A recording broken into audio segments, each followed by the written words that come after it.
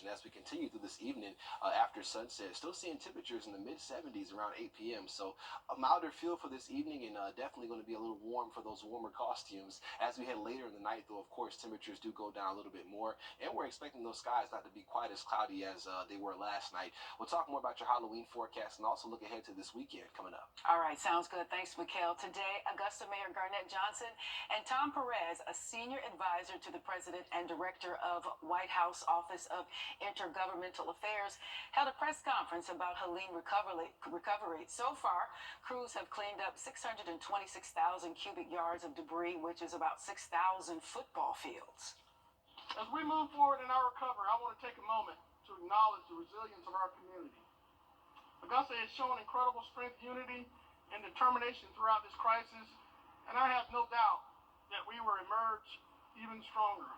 Thank you for all the continued support and commitment. Perez later gave an update to FEMA's contribution to the city, saying they have provided more than $180 million to individuals and homes right here. And as the election is just 6 days away, many people still have questions about voting this year. Your Kennedy Payne is live in our newsroom to answer some of those questions. So, Kennedy, where or how can local voters identify where specifically their polling location is? Well, Travis Doss is the executive director for the Augusta-Richmond County, and you'll be allowed. And Doss says the busiest hours seem to be first thing in the morning, around lunch, and after 5 p.m. And we'll have more answers to some of your voting questions on News 12 live at 5. Okay, sounds good, Kennedy. Thank you so much for that. We appreciate you. Polls are open in Richmond County from 8:30 until 6 at the Municipal Building, Henry Brigham Senior Center, Warren Road Community Center, and the Robert Howard Community Center Gym in Columbia County. Polls are open from 8 until 6 at Building G3, the former Uchee Creek Library, and the School District Support Department Complex. And on the other side of the river, polls are open from 8:30 until 6. That's in Aiken, Edgefield, and other South Carolina counties. In Aiken County, you can vote at the Board of Elections office, North Augusta Community Center, Roy Warner Park, and the Odell Weeks Recreational Center. And to Edgefield County, you can vote at the Board of Elections office at Sweetwater Community Center. Polls are open also in Allendale, Bamberg, Barnwell, McCormick, and other counties. Just go to scvotes.gov for those specific locations. And as Election Day nears, concerns from people about this. That's all. Open your eyes bigger. New Panorama by L'Oreal Paris. A multi-level bristle brush to catch every single lash. Corner to corner. Bigger. Wider. See life in Panorama. Because you're worth it. After an accident, consider this. Insurance companies track the results of law firms. They know which ones ignore lowball offers and file lawsuits, and which ones have never seen the inside of a courtroom. If your lawyer has a reputation for settling cheap, what kind of offer do you think you'll get? I'm Austin Jackson. At my law firm, insurance companies respect us because we stand up for our clients. Injured? Call Austin Jackson, the Augusta guy. 706-724-7224. When you dig deeper because getting to the truth is what matters. When trust is earned every day. When being behind the desk just isn't enough. When you know there are problems, but look for those finding solutions. When you're trained to track. Our camera here, looking pretty good outside. It's just warmer for today, but seeing a few in their jurisdictions from legitimate sources before casting their ballot. Skyler Henry, CBS News, Washington. And the Secret Service is also looking ahead as well. The head of the agency announced that on January 6, 2025, that's when lawmakers from the House and the Senate count the state's electoral votes, there will be a dramatic security protection to increase similar to the inauguration or a head of state visit. And some young people know exactly what they want to do when they grow up. We'll meet one kid who's already fast at work doing what he loves. That's coming up. And it's going to be a warm Halloween weekend, also staying above average with temperatures in those low 80s and upper 70s. We'll look at your 7-day forecast coming up next. First Alert Radar, powered by Jim Hudson Automotive Group. Attention that we are going to have that better chance possibly heading towards the beginning of November here. And by next Wednesday, finally have some rain chances making a return to the forecast. All right, thanks so much, Mikkel. Now, when you ask a kid what do they want to be when they grow up, a lot of them say police officers. This 6-year-old, his name is Thomas Martins, is taking that to the next level and keeping everybody a little safer while he's doing that. Sophia Jernander introduces us to this kid cop. Since he was 4 years old, Thomas Martins, now 6, knew he wanted to be a police officer. It all started when a Mankato police officer visited his preschool. In preschool, once I got to see the pops dancing, and I really liked it. That's how I wanted to be a police officer when I grew up. But this summer, he took it a step further by directing traffic in his neighborhood. It's making people safe.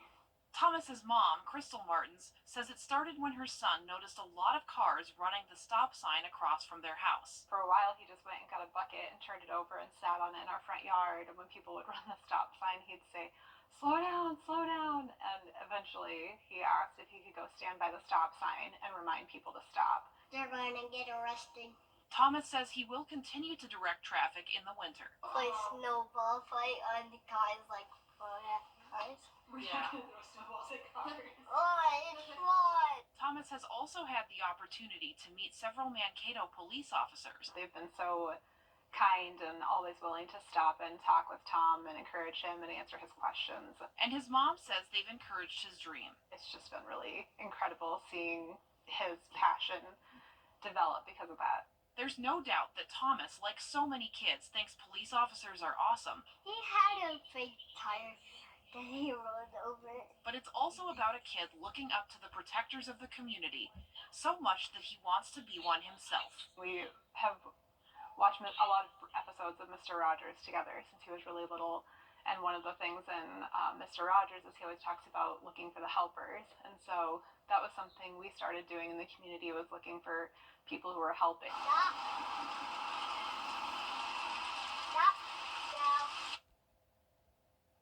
I love those good side reports. What a sweet kid. I think he's going to stick to becoming a cop. A lot of them, go back and forth about what they want to be, but he looks pretty determined. That was a good one. Are we tossing to Mikkel? Are we going to a break? Mikkel? I think it's coming to me. Yeah, all righty. Always good to see, young people finding their path early. As far as looking at the weather headlines, though, trick-or-treat forecast coming at you again. Finishing the week mostly dry, and we are in the midst of a warm-up. We'll look at all that again in your 7-day next.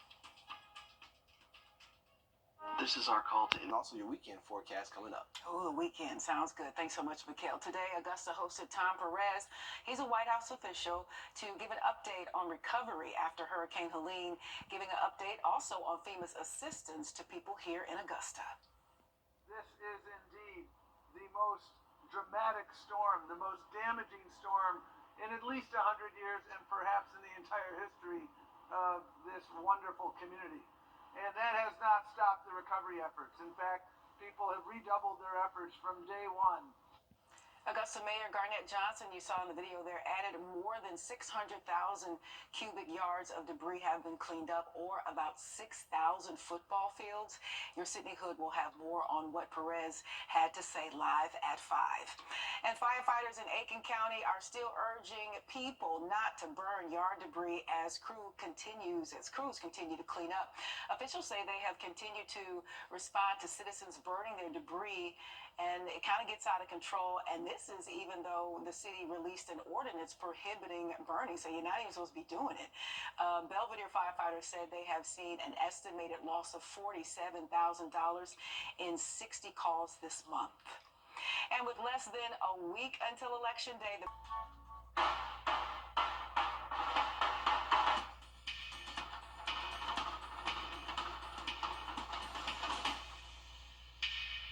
The Columbia County Fair, brought to you by the Merchants Association of Columbia County. Every time you visit Parker's Kitchen, your support makes a difference.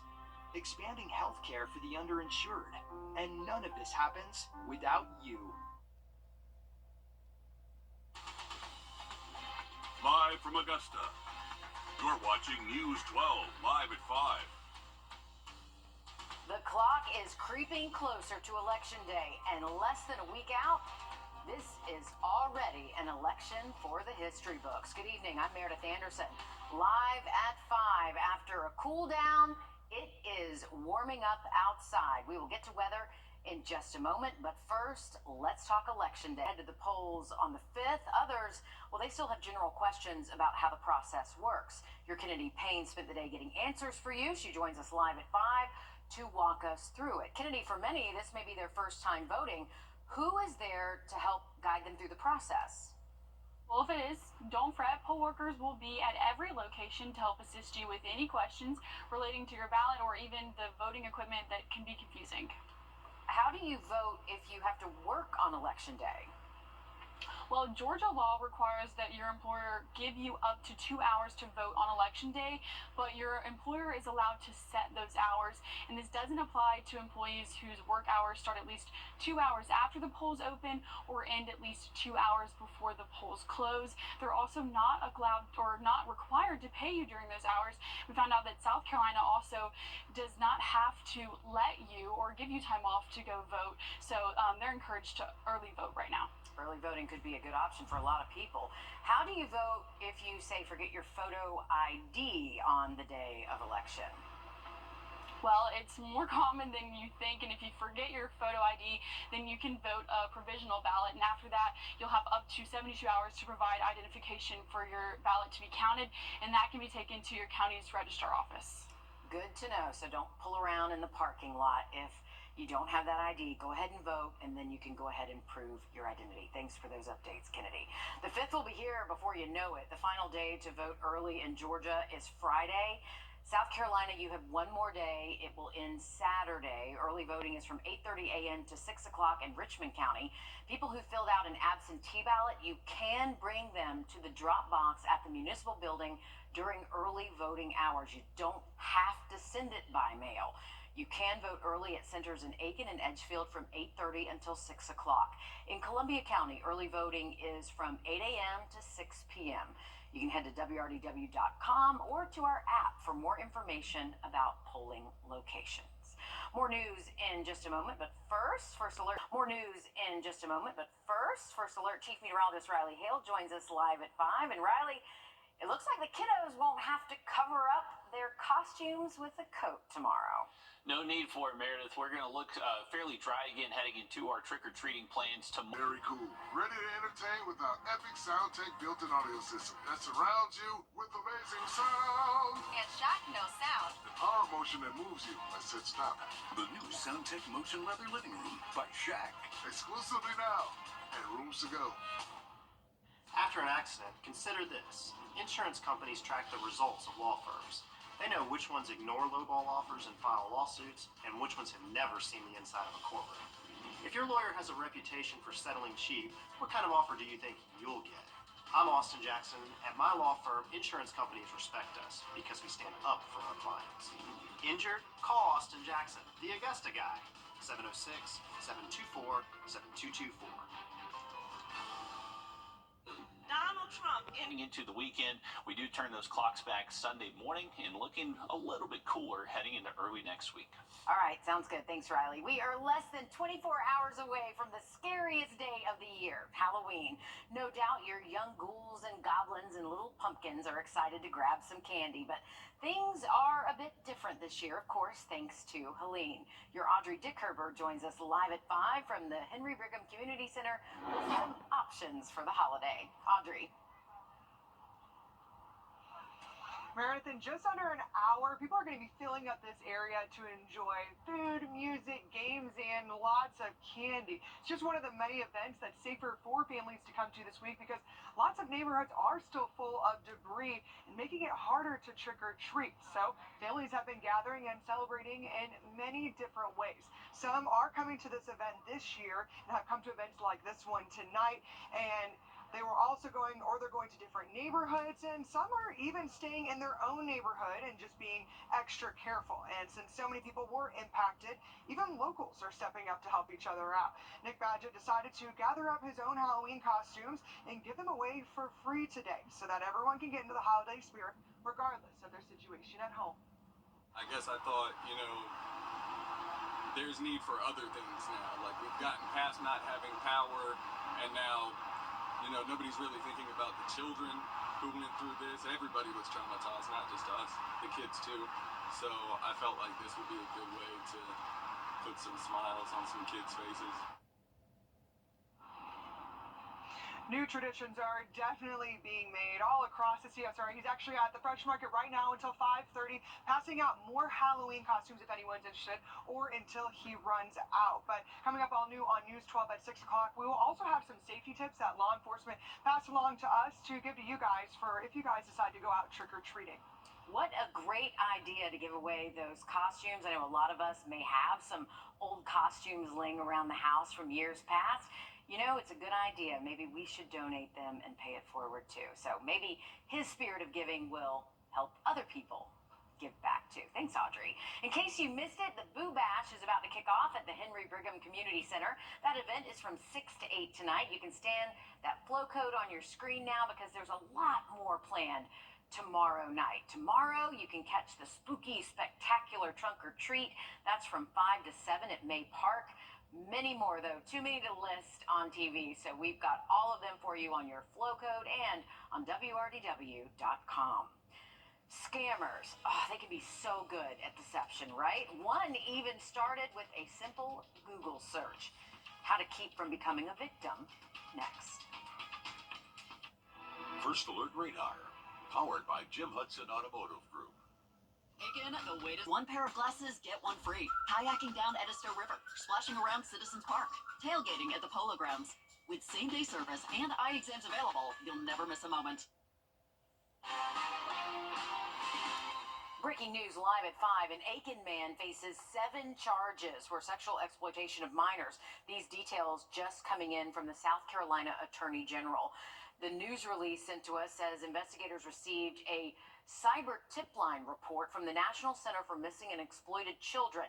That led them to 54-year-old William Mays. Investigators claim Mays recorded a person without their consent and possessed files of child sexual abuse material. He was arrested yesterday. He has since posted bond, according to jail records. A woman lost a lot of money thanks to a scam that started with a simple Google search. Well, now she's sharing her story to save you from that very same loss. Susan Campbell spoke with her and the FBI. These scammers can be so good at deception. In this case, they were sympathetic. There were no scary demands. And the whole way through, it just seemed like the man on the other end of the phone was being really helpful in a stressful financial situation. Michelle Prella wanted to check the balance of her 401k, so she Googled her financial institution. The Google search returned the top line had the link to, it looked like their website. She clicked and got this message. Your account has been locked due to suspicious activities. Call customer service at this number. She did, and it landed her right in the middle of an elaborate scam. The person who answered the phone said to me, oh yes, someone has tried to use your accounts to purchase online pornography and go to online gambling sites. He told her someone was monitoring her phone and that she couldn't make any calls. He asked for remote access to her computer, and he gave her a supposed federal case number. And then the way to fix everything. He said to me, because this was initiated through a debit card and it looks like you initiated it, we need to create another transaction so that we can have you deny it, and that will void all of this. That transaction needed to happen with gift cards. Things started to sound fishy. But Michelle went to the store and bought these cards for $1,500. Right there and then, in the parking lot, he made me scratch off the identification numbers for those gift cards and read the numbers to them. And the money, that's my mortgage payment, was gone. It's a very sophisticated call center network. The FBI's Mary Gleason says scams can easily start on search engines. Fraudsters have realized, I can pay, this internet provider, that internet provider to actually have my ad sponsored. So that ad goes to the top, and the spoofed sites look legit. They change one letter, and as a consumer, I don't realize it. I click on it, and it looks like it's going to my bank's real website, and I log in, and as soon as you do that, that's when they have your credentials. So before you click, look carefully at search results. Gleason says you should scroll right past the sponsored links. You're going to want to click on the one further down that's known, or something that you have saved in your browser. Google says while there are bad actors who attempt to circumvent our protections, Google's systems are highly effective at surfacing high-quality information and fighting spam and malicious behavior across search. This is out of control. Michelle says more needs to be done to protect people. A Google report says the company uses an AI spam prevention tool called Spam Brain to help catch spam sites. If a site has fraudulent content, Google says it can prevent it from showing up in search results. I'm Susan Campbell. A group tasked with ensuring South Carolina's most precious resource is accessible and safe for generations to come. They met for the first time in West Columbia today. The new group, Water SC, is made up of nearly 36 people representing conservation and preservation groups, utility and industry leaders, farmers, state agency heads, and others. Governor Henry McMaster formed the group last month through an executive order. Among their top priorities, the formation of a new state water plan, which they'll have to do by the end of next year. The group's work could lead to future changes in state regulations and laws concerning water. We have got to plan for 100 years ahead. Planning for next week is not enough. We got to really do some thinking. The chair of this new group says they'll be relying on public input for their work, with opportunities for South Carolinians to contribute, including listening sessions and written testimony. Riley? Well, we have had very little water in our neck of the woods over the last month or so. A trace of rain officially yesterday at Bushfield, so we'll likely tie our driest October on record. Have another quick look at that 7-day forecast just after the break. It's the Ashley Pine. It'll work for yours. Also available in O'Keefe's Lip Repair. The Columbia County Fair, brought to you by the Merchants Association of Columbia County. When you visit or work with Parker's Kitchen, your support makes a difference. You've helped us rank as Best Workplace in America. None of this happens without you. Thank you. You're watching News 12 live at 5. Continues. All right, this time tomorrow, everyone will be putting the final touches on their Halloween costumes for a night of trick-or-treating. Or you could be like us and come to work dressed in one. Yes. Yeah, we will do that. We will. We've got your full Halloween forecast and what to expect in just a few minutes. But first, Augusta City leaders are updating us on storm cleanup efforts alongside a White House senior advisor. Good evening and thanks for joining us. I'm Will Rio. And I'm Meredith Anderson. We are more than a month out from the storm, and the city is hoping to have as much of the debris cleared away as possible by the end of the year. Your Sydney Hood joins us live at 5 on Wheeler Road. Sydney, break down everything leaders discussed today. Well, it's going to be a while before debris piles like the one you see right here behind me completely disappear, but that's only because there's just so much of it. And to kind of give you an idea just exactly how much we're talking about here, the mayor says so far crews have picked up about 626,000 cubic yards, which he says equals out to about 6,000 football fields. And then to give you even more perspective here, about 10 years ago during the ice storm, the mayor says crews picked up about 800,000 cubic yards total. He says crews are estimating up to 2 million cubic yards will be collected by the time they finish the job. Keep in mind, it's going to be our intent to try to extend our 90 days, but we're not sure of that right now. So I know there's concern from residents with the sheer amount of debris that they're not sure if we're going to meet our obligation in 90 days. But rest assured, we're looking at measures to see if we can extend that time frame. And then after 90 days, Augusta will receive 75% for reimbursement. But as you just heard from the mayor, they are working to see if they can try and extend that 90-day time frame. Yes, 6,000 football fields of debris cleaned up already. That's incredible. You can't even fathom how much that really is. I can't. I mean, I'm trying to do the math in my head, and it can't even fit. We can't do math anyways. No, But, that's true. a lot of debris there. We're all sick of it. We're ready to see it go. Cindy Hood, they're reporting live from Wheeler Road. Thanks, Cindy. All right, we're taking a live look now over the Augusta Canal. You can see downtown there in the distance. A beautiful day as the sun, well, I guess it's starting its descent on Halloween Eve. Riley, how's it going to be feeling this time tomorrow? Going to be feeling pretty similar out there. I don't think our weather pattern is going to change. Thanks, Riley. Historic early voting numbers continue in both Georgia and South Carolina as we're just 6 days out from the presidential election. As of yesterday, more than 3 million people have cast their ballots in Georgia.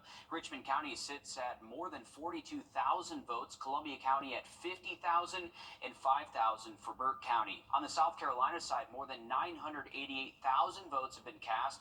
Aiken County sits at nearly 35,000. Edgefield County at 6,000 and Barnwell County is at 3,700.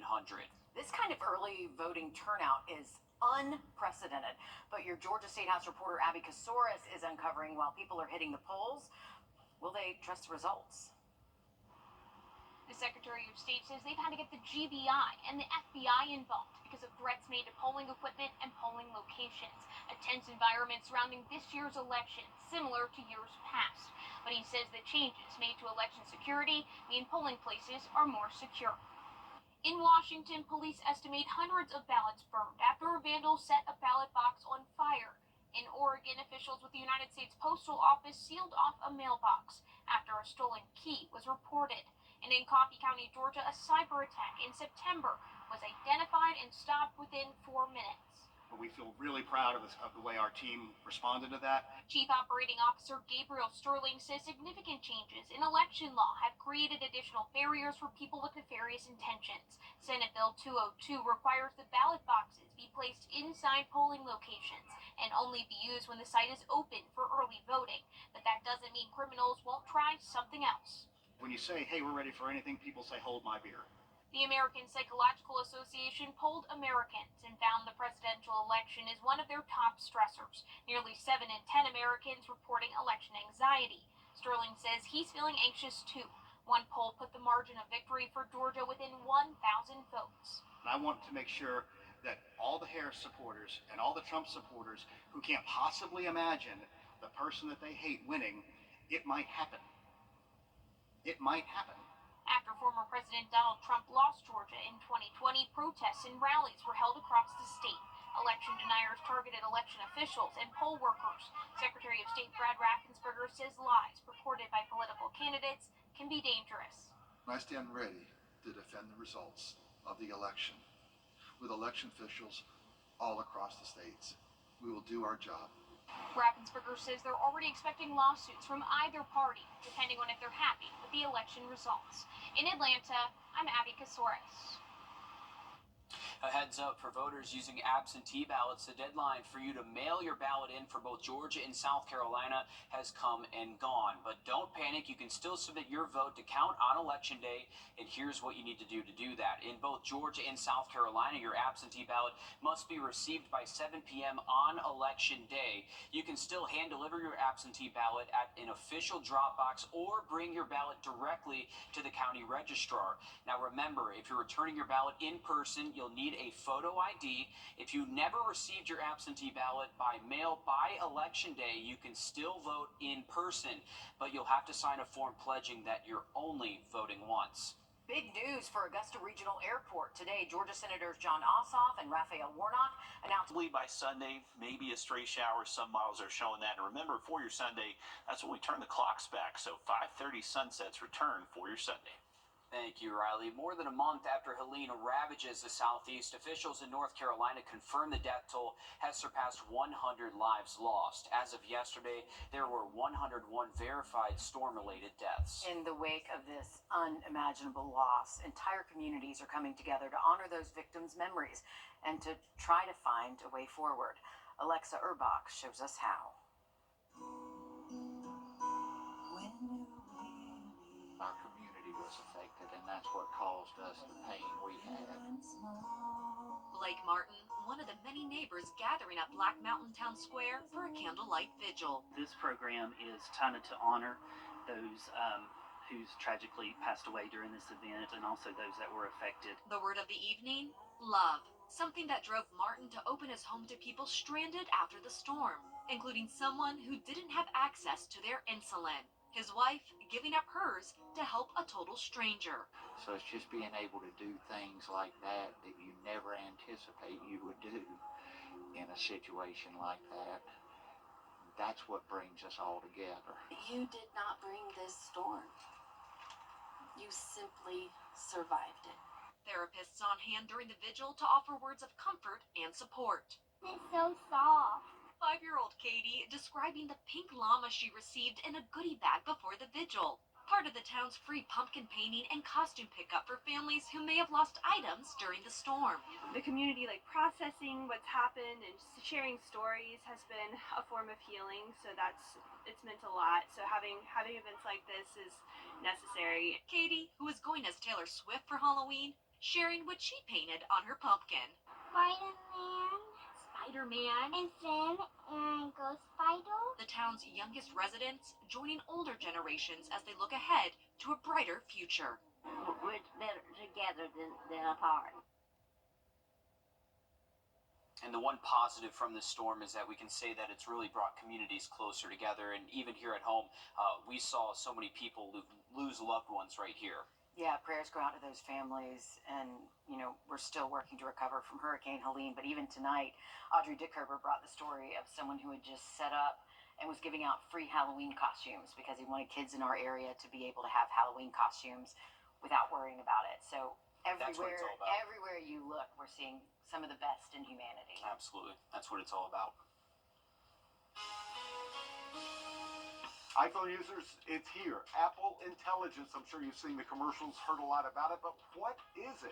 Jamie Tucker coming up. We'll take a look at some of the coolest features. First Alert Radar, powered by Jim Hudson Automotive Group.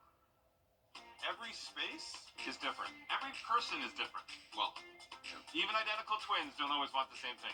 It's why we designed our new Modular 3 collection with rooms to go.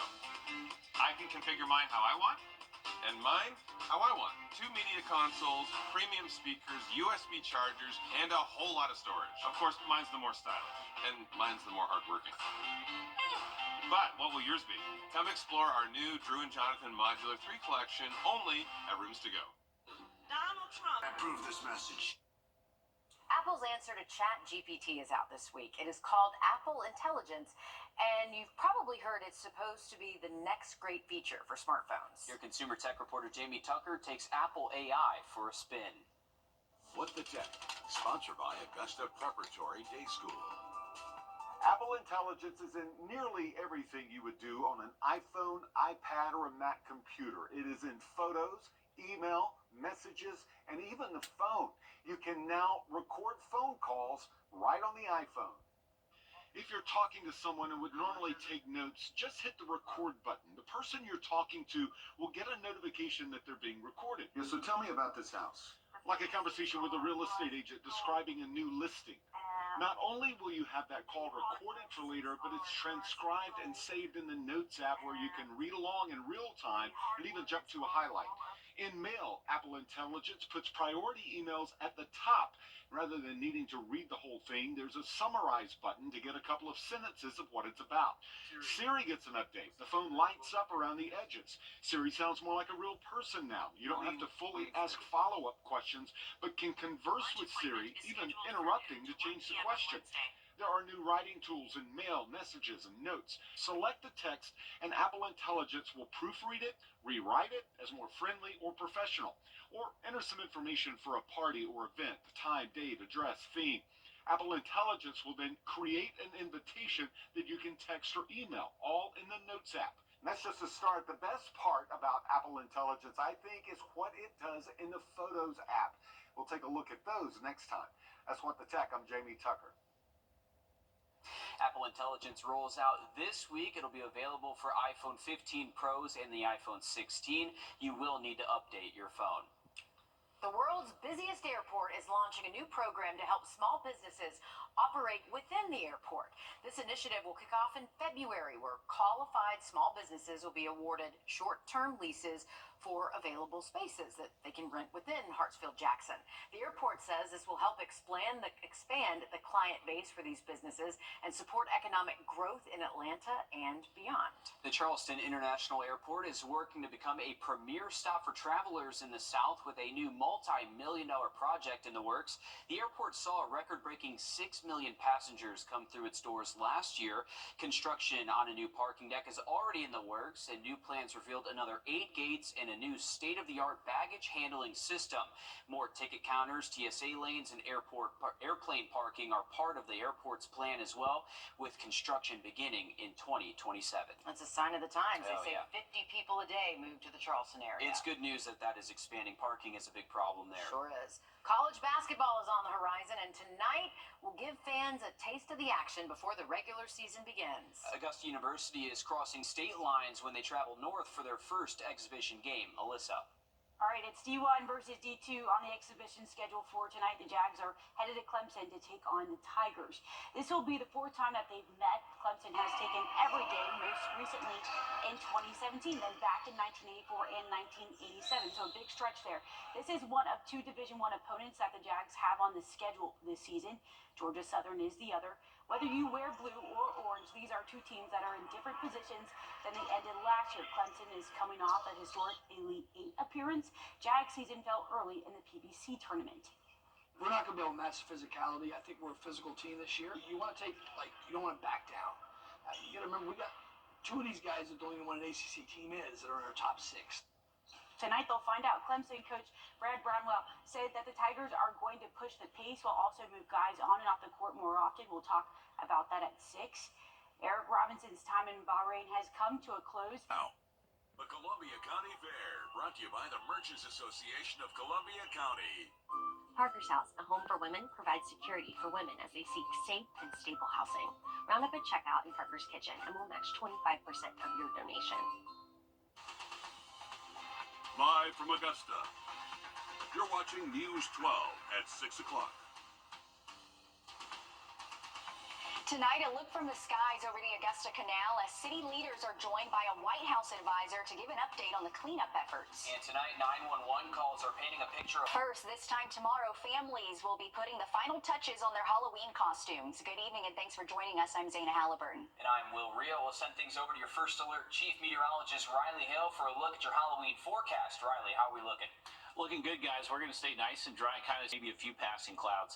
Temps will be in the 70s, though, so very comfortable for anyone out there in their costumes. I'll have a look at the rest of the week for you coming up in just about 10 minutes. All right, thanks, Riley. More than a month after Helene, Augusta's debris cleanup is slowly but surely coming along, but entire neighborhoods are still buried under fallen trees. Today, Augusta leadership gave their update on what they've done so far alongside a top White House advisor. Your Sydney Hood attended that meeting and joins us live now from Wheeler Road. And Sydney, walk us through what's new.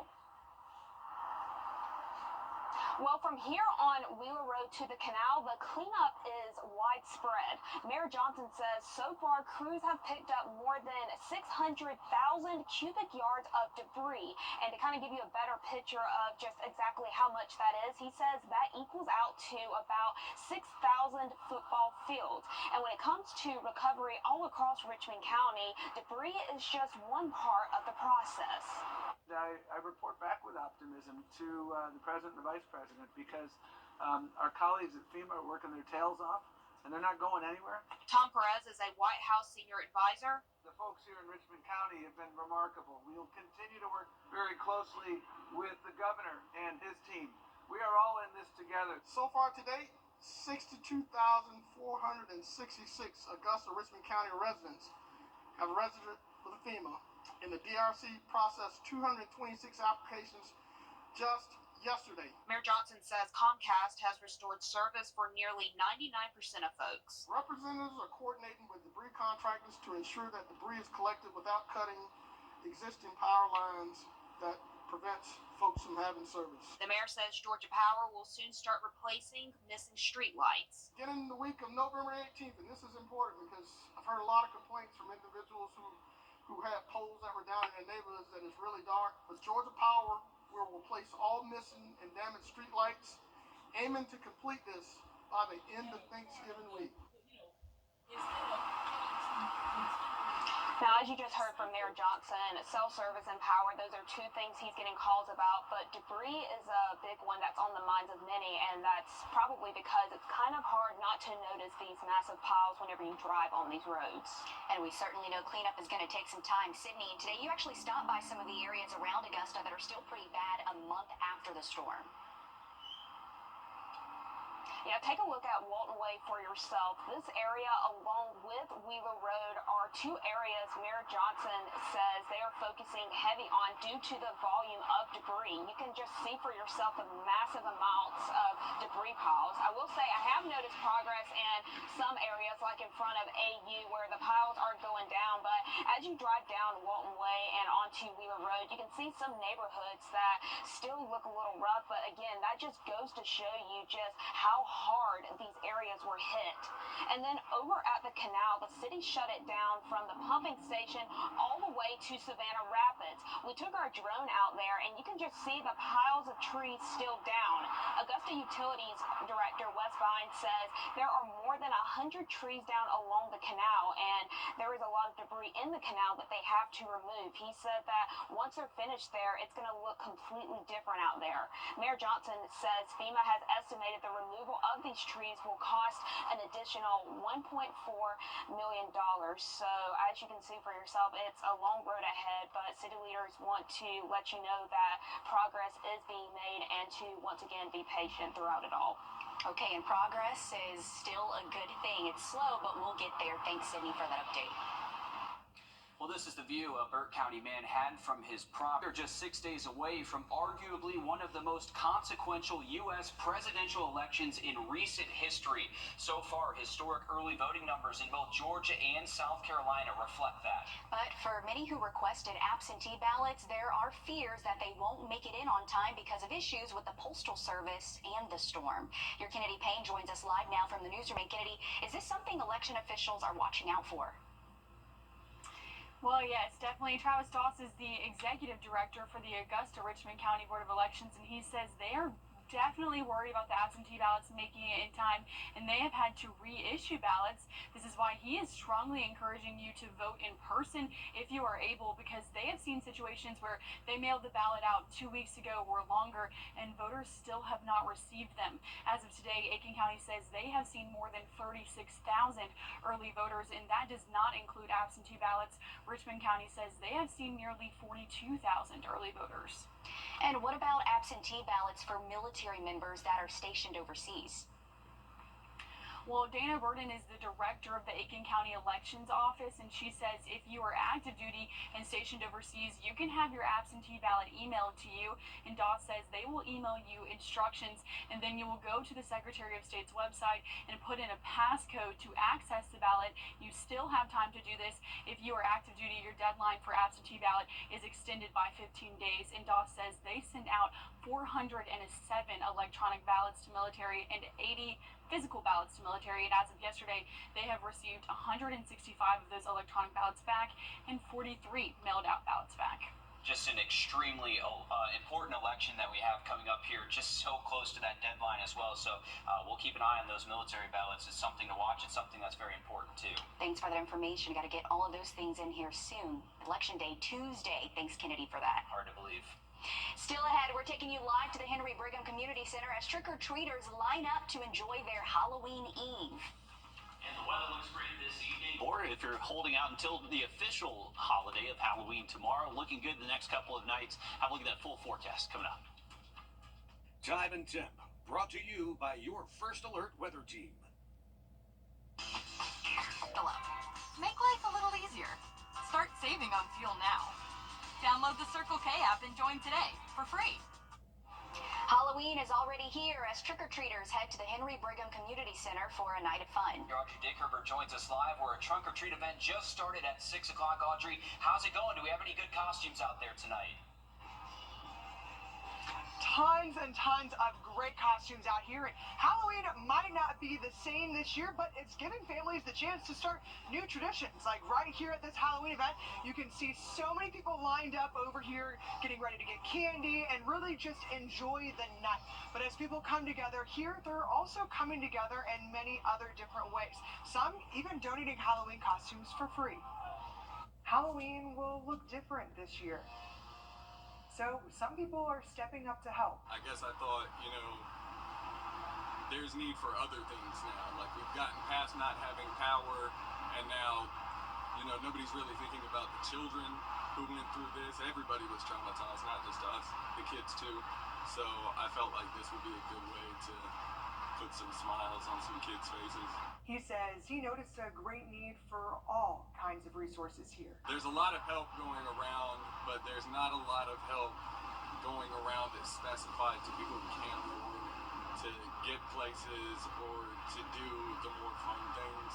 And I was trying to focus more on helping people who can't afford the more fun things right now. More than 150 people messaged him asking for help. We're talking about families with 2 kids, 3 kids, 7 kids. There's no way that I could possibly have enough to help, but I'm trying to do it.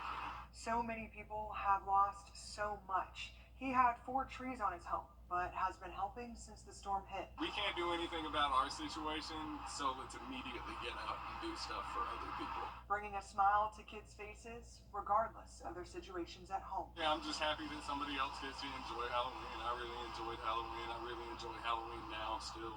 So I'm just happy that I get to help some kids enjoy it as well after something so traumatic. And law enforcement has a few tips for parents and families if you are going to go out and trick or treat. They say to try to go earlier than normal. If you are going to be out at night, wear reflective gear. Make sure you're bringing glow sticks or anything that can make you stand out. Also, avoid any down power lines. Try and stay away from the debris or come to events like this. It's pretty busy and it's going on till 8, and there's more events happening throughout the week. We'll have those online on our website. What a packed house out there. It's really been Halloween, I think, for a week. Yeah, it feels like that. We've had so many different events going on. We've had great weather for those events too, Riley. Hopefully we can continue that into tomorrow night. Yeah, our dry weather pattern does continue for our Halloween tomorrow, and really... Mattresses. Plus, get $300 Ashley cash with a premium mattress purchase. In-store only. Only at Ashley. October is Pregnancy and Infant Loss Awareness Month. One local group has made it their mission to make sure families know they're here if you need them. WLJ Angel Gowns was created 8 years ago after one mom experienced her own loss. The organization is finding solutions in how they can provide for families in similar situations. Bella Bruce's daughter knows the pain so many mothers face. We did not have an angel gown for him when he passed. So my daughter had to spend the following day after she had Wyatt to try to find something for him. And you can't find anything for a 3'9", 15-inch baby. Wyatt passed away at 30 weeks old. Bella says that's when she knew she wanted to help other families who would have to search for that special gown their baby would wear one final time. In August of 2016, to do something to keep his memory alive and to help other angel families like my daughter. So we created WLJ Angel Gowns, and WLJ stands for Wyatt Lee Johnson. Bella and volunteers make the angel gowns from donated wedding dresses and formal wear. She says they donate them to families, hospitals, and funeral homes, not just locally, but across the U.S. I learned from other angel families how to help the next family. So it comes full circle for me. She says they have helped more than 500 families and have also provided 5 cuddle cots to hospitals. 3 of those can be found in our area. The cuddle cot keeps the baby's temperature regulated, so it slows their transition down. So to allow the mom 1-2 days with their baby. She says she wants to normalize the conversation and actually reached out to the mayor, who recognized October 15th as Pregnancy and Infant Loss Awareness Day. And for the mayor to say, hey, I'm going to recognize this day, that's huge for the infant loss community. And that's all we want. We wanted to be treated like everyone else and to be able to talk about our angels just like anyone else can talk about their loss of their mother, brother, father, or sister. What a very sweet woman who's doing a great thing for so many families out there. This organization has grown helping people internationally, and they need your help at home. Bella says she could use some seamstresses to help make the angel gowns. She has the material, she just needs the volunteers. Yeah, volunteers are always so important, and what a great organization, and an important organization as well. It's something that many people probably don't think about, but biggest thing that you can do is donate, and you can do that by going to our website where we have more information on how to do that. That's wrdw.com. Stick with us. We'll have a look at your final forecast after a short break. Thanks for watching News 12 on your side. Donald Trump